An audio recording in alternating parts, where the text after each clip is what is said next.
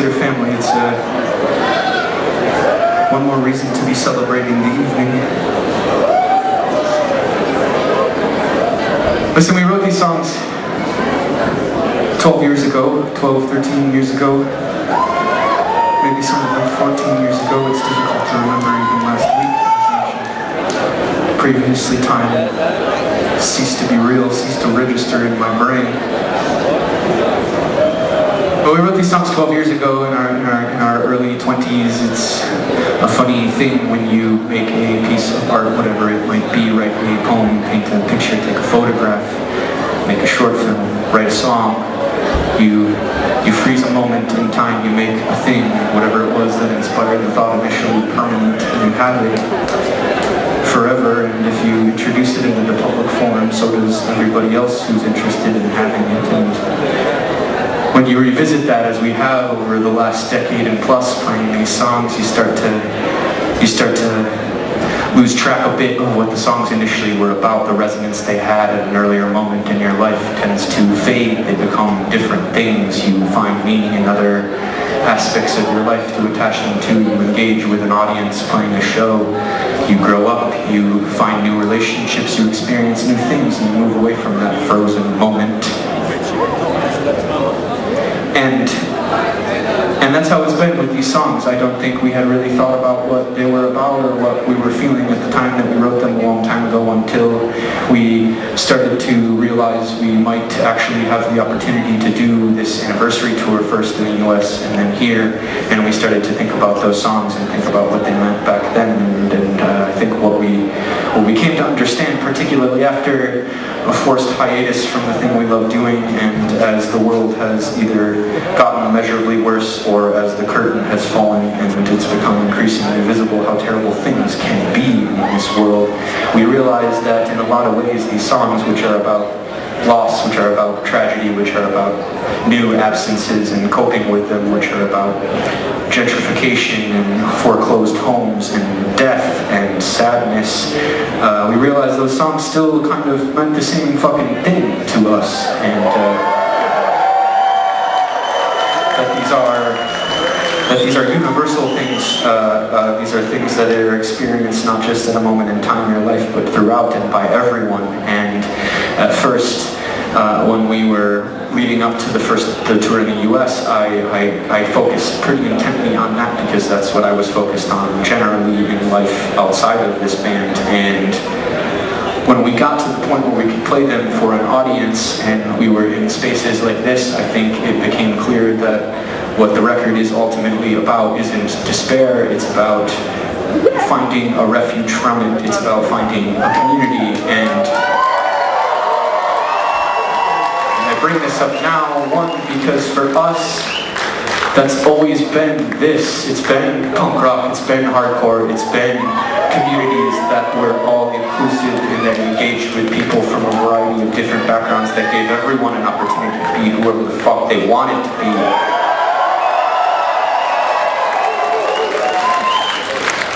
And I bring it up too because in an increasingly hostile world, it's increasingly important that we protect spaces like this, because there are so many out to get other people, to punish other people for who they are, who are intent on marginalizing communities for their whole benefit. We live in a world rampant with transphobia, with homophobia, with racism and sexism, with xenophobia, with war, with violence, with poverty.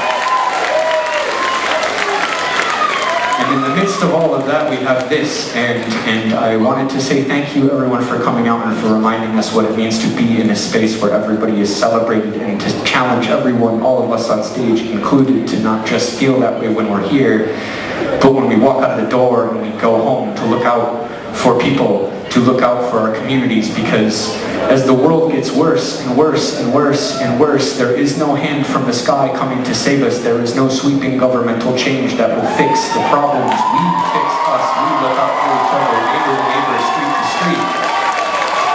It's the only way things get better. So thank you for coming here. Thank you for indulging my long-winded fucking speech. Thanks for taking care of each other. Thanks to Family Care. Thanks to Cool Kids. Thanks to Oceanair. Thanks to Kirk. Thanks to KOKO. Thanks to everybody here for making this night special. We have 3 more songs left. They're for you too.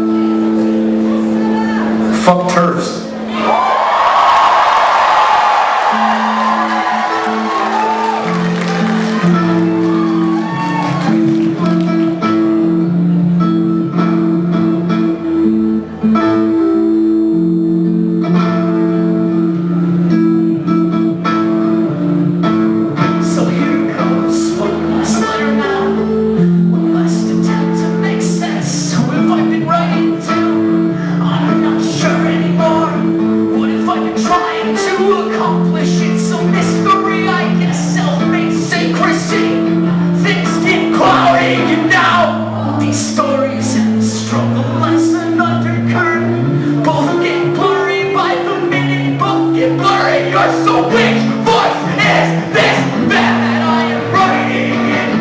It's in my arteries. Has there ever been a difference between them and all?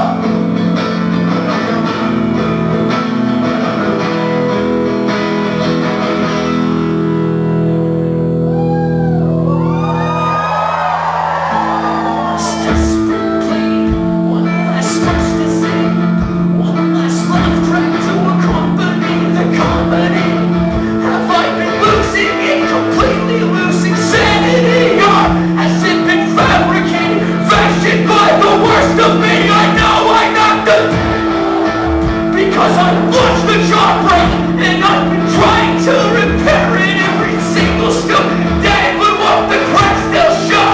No matter how well it's assembled, can I ever just decide to let it die and let you go? Every single narrative will reflects that moment when you left it. Will I never let it go?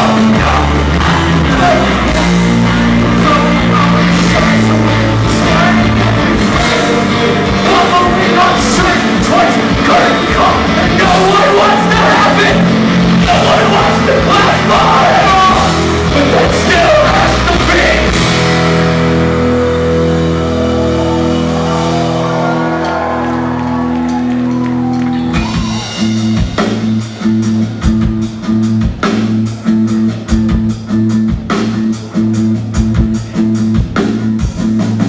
Songs for everybody who left too early because they didn't feel they had another option.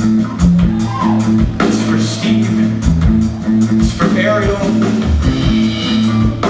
This song's for Bill.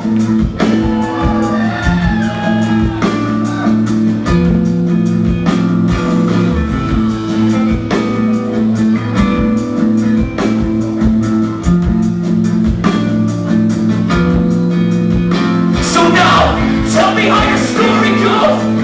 Have you ever suffered? If so, did you get better, or if you never quite recovered from it? Did you find your lover in the bedroom with another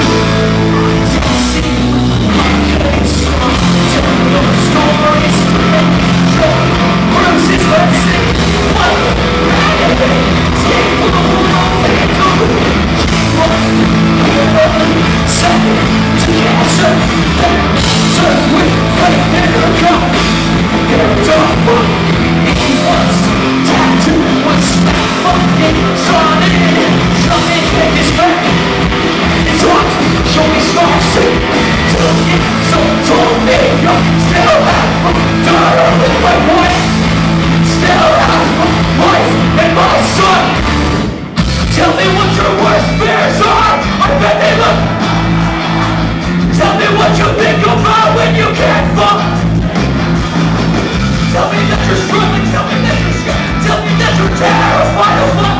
Tell me that it's difficult to not think of death. Tell me how you went, tell me how she went, tell me how they went, tell me how you lost everything that you had.